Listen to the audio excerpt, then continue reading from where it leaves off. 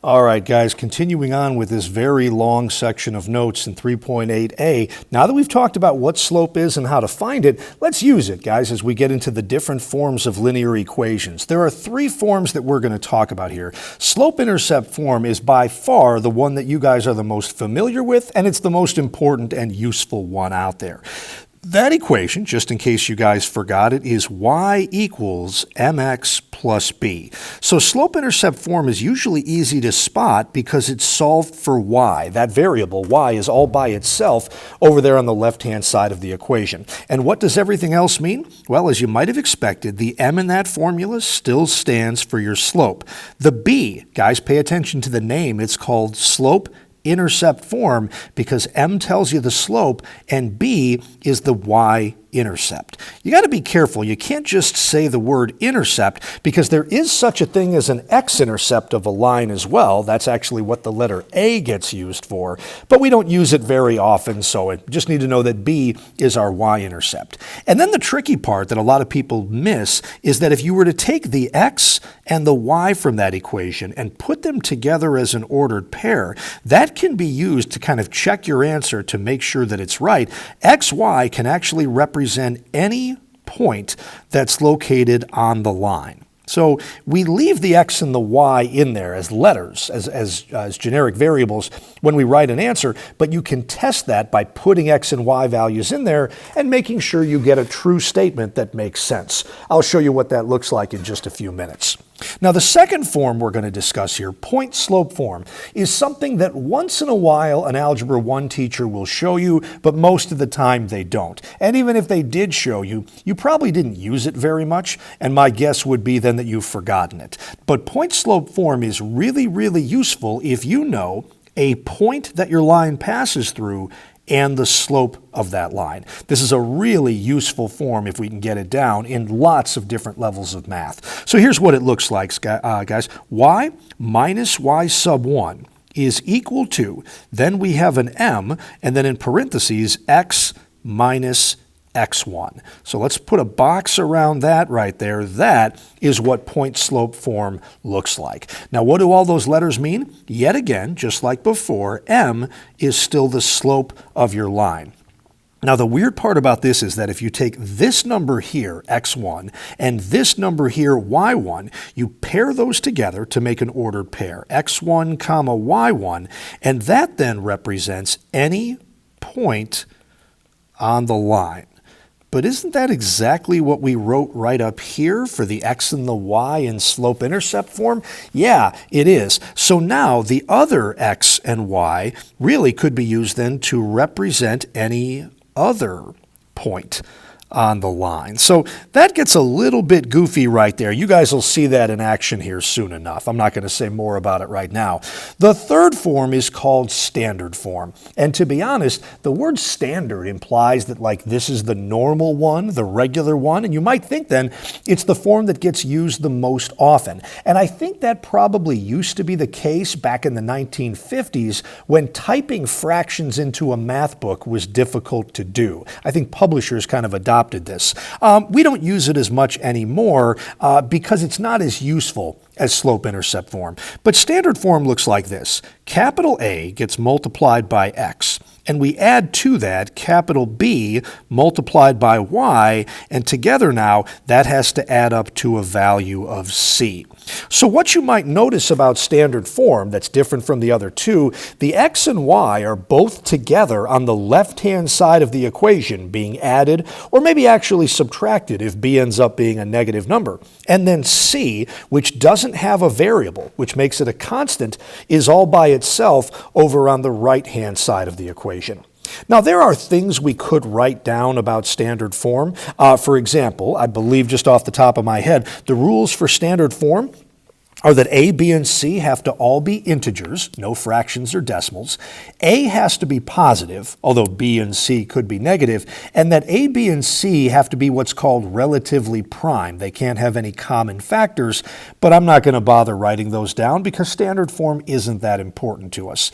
There are things I could teach you for how to graph out of standard form, like for example, just off the top of my head, I think the slope of a line in standard form is negative A divided by B, and I believe believe the y-intercept of a line in standard form is c divided by b, but I'm going to show you guys, I think, 3 problems from now how it is we're going to handle a line in standard form. And as I said, I don't want to spend too much time talking about it because I don't think it's that important. Let's move on to 3 problems now, guys, where, oops, sorry, it's a little hard to see, we are going to graph each line that is given to us here in these 3 problems. And the first one is y is equal to negative 2x plus 3. Now, the first thing I would ask you guys to spend some time thinking about here is to go back to the previous slide and say, okay, which of these 3 forms are we in right now? Well, as you'd probably guess, because it's the one I'm starting you with, this is the easiest one. This is in slope-intercept form, SIF. And the fast way to see that, guys,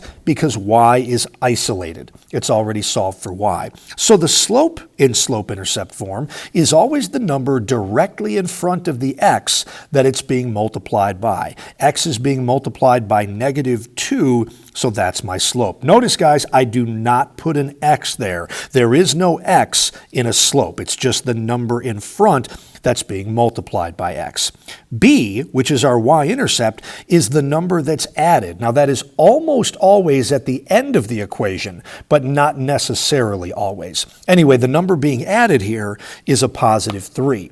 And these 2 pieces of information are going to tell us everything we need to know about our line. We actually focus on the y-intercept first. And our y-intercept here is 3, so that's where we're going to place the first point of this line. Remember that it's a y-intercept, and your y-axis is the one that runs vertically. So we're going to go to positive 3 on the y-axis, which is 3 units above the origin, and we're going to place our first point right there.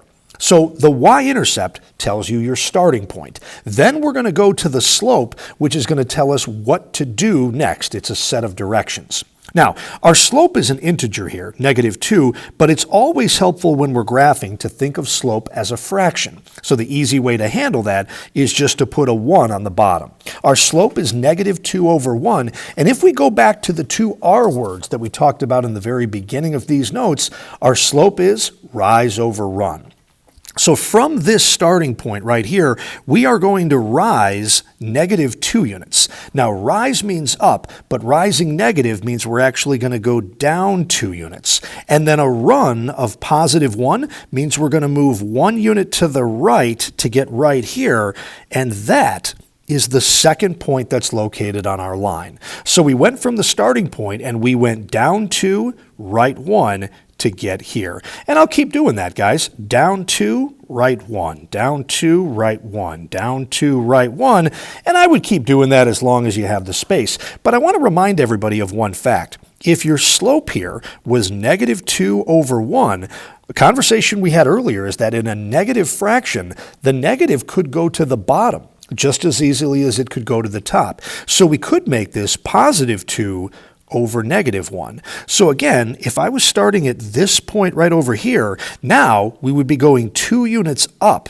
That's our rise of positive 2, but our negative run means we're going to go left 1 unit. So up 2, left 1 would get us right here. Up 2, left 1. The important thing is then, guys, that all of these points, no matter how many we have graphed right here, should end up collinear. So we will go ahead now and draw the one and only line that passes through all of those points right there. And that's how we graph the line y equals negative 2x plus 3. Now, you guys know me. I can't let an opportunity go by without saying just a little bit more about this. In my experience, a lot of students at this level, coming out of Algebra 1 and into geometry, they can graph lines just fine, but they have absolutely no idea what it is that they've accomplished. Well, let me try to show you guys what that is. If we were to choose a point on this line, like, oh, I don't know, maybe this point right here. Let's take a look at those coordinates, guys. From the origin, that point looks like it's 1, 2, 3, 4 points to the left of the origin, so an x coordinate of 4, and then a y coordinate of negative 1, 2, 3, 4, 5, a y coordinate of negative 5. So it looks like the ordered pair 4, negative 5 is on that line. So remember what I said a while ago here, guys. This comment right here, you can take the coordinates of any point on the line, line, the x-coordinate and the y-coordinate, and plug them into this equation, and you should see something that makes some sense. Let me show you guys what I mean there. So if I were to look at this equation, and I'm going to plug in these values for x and for y.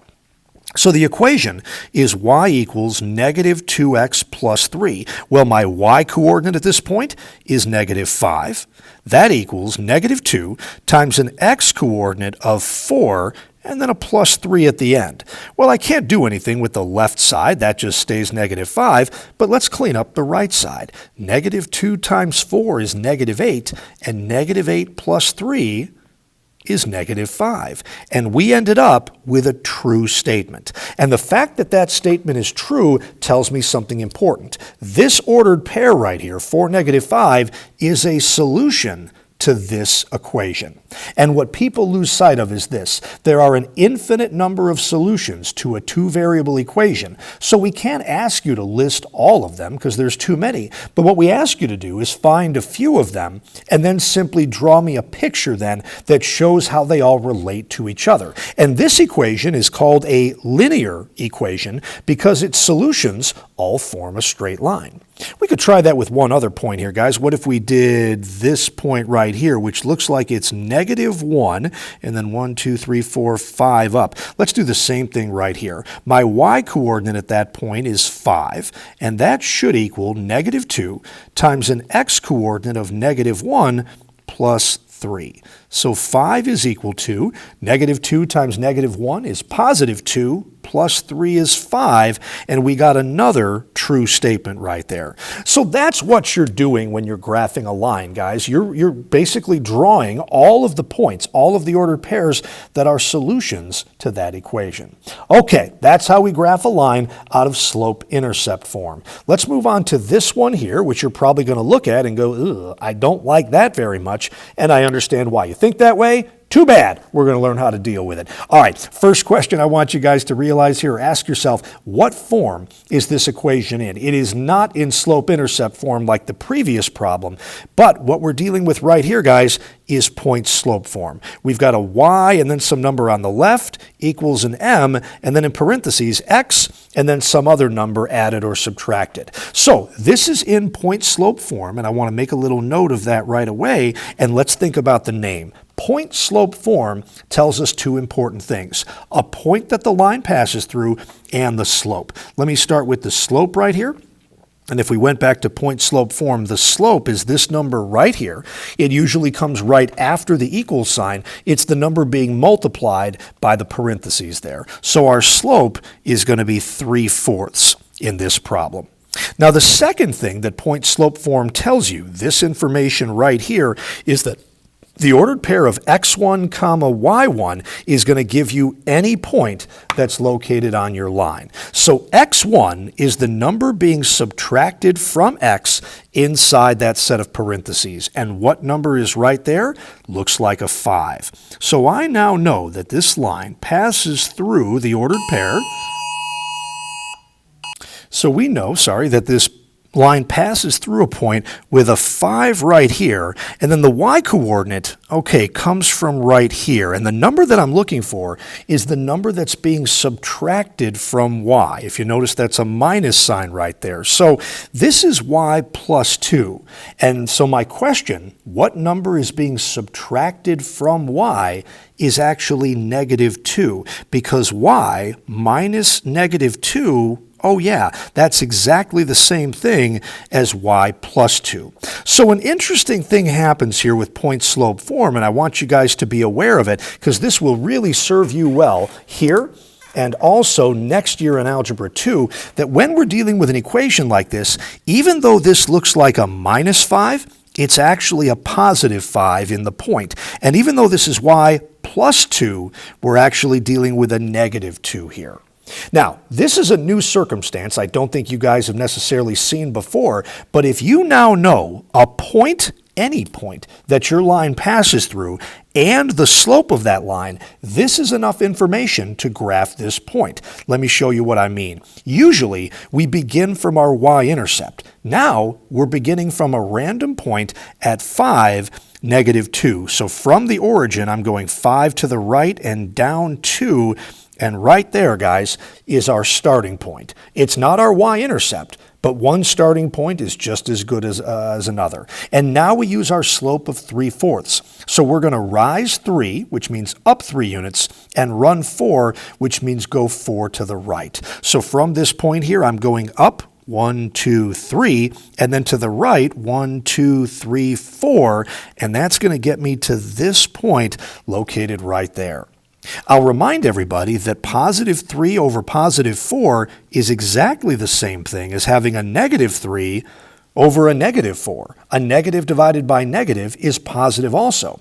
So from that starting point, I could also go down 3 with a rise of negative 3, and then left 1, 2, 3, 4 for a run of negative 4, and that gets me to this point here. So there are 3 collinear points, and I'll go ahead and draw the line between them, and that's how you graph out of slope-intercept form. Now, are we right? Let's find out real quick. Let's pick one of these points, and I'm going to go with this guy right over here, which looks like the ordered pair 1, -5, if I'm not mistaken. And guys, I don't care what form your original equation is in. The trick we're about to do should always work. If you plug this number in for x into the original equation and this number in for y, you should get a true statement. Let's try it. Y plus 2. Well, our y coordinate is -5, so there's y, plus 2, equals our slope of 3/4, and then in parentheses, our x value is 1, minus 5. Is that right? I don't know. Let's keep simplifying. Left side, -5 plus 2 is -3.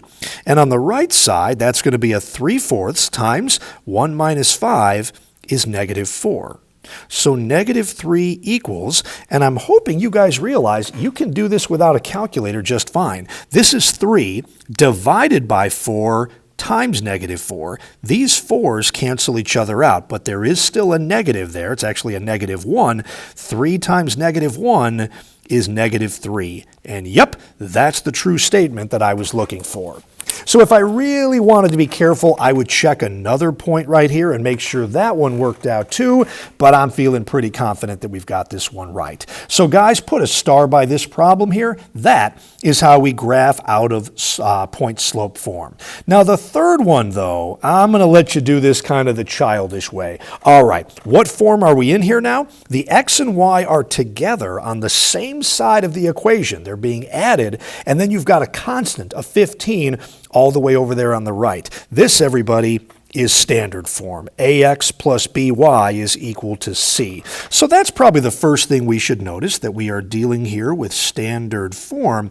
But you'll notice, going back 3 slides here again, I didn't tell you guys anything for how to graph in standard form. So here's the strategy. Are you ready? We are going to put this equation right here into slope-intercept form. And how do we do that? Good phrase for you guys to put in your notes right here. Solve for y. If you can get y all by itself, that means that you're in slope-intercept form, and you guys will know what to do from there. So 2x plus 5y was equal to 15, and if we want to get y by itself, the first thing we need to do is isolate the y term, which we'll do by subtracting 2x from both sides. That's going to give us a 5y equals.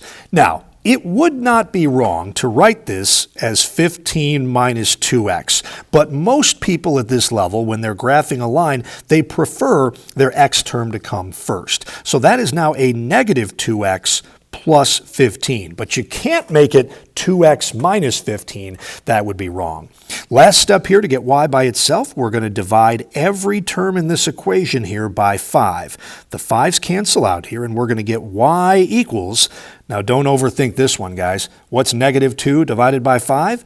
Negative 2/5. That's why fractions were invented. But I am going to move the x out of the numerator and put it right in the middle of that fraction there, but just after it. So negative 2/5 x plus, and the 15 divided by 5 is going to be 3. So now we have an equation that's been translated from standard form into slope-intercept form, and I'm hoping you guys know what to do from here. Our slope is the coefficient of x, negative 2/5, and our y-intercept is the number added at the end, which is 3. So from the origin, I'm going to go 3 units up and place our first point there.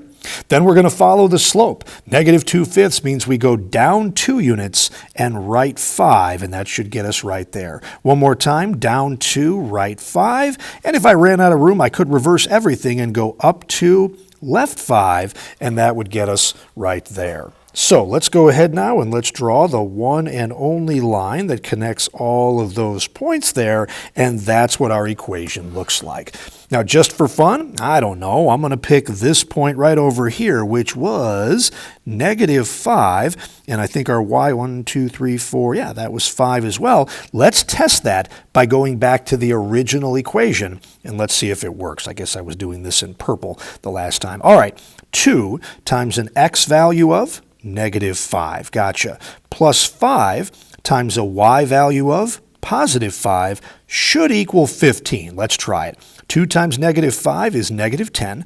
5 times 5 is 25. Again, that should equal 15. Negative 10 plus 25, 15 is equal to 15. When I get that true statement, I know that we're doing this problem correctly. If you got something false, like 15 equals negative 39, that would guarantee you that you were doing something incorrectly. All right, so that is how we graph out of those 3 forms right there, guys. And now I think, boy, this thing just keeps going right here. I'm going to stop this video right now, and we'll pick up the third one in just a minute with writing equations of lines given certain levels of information.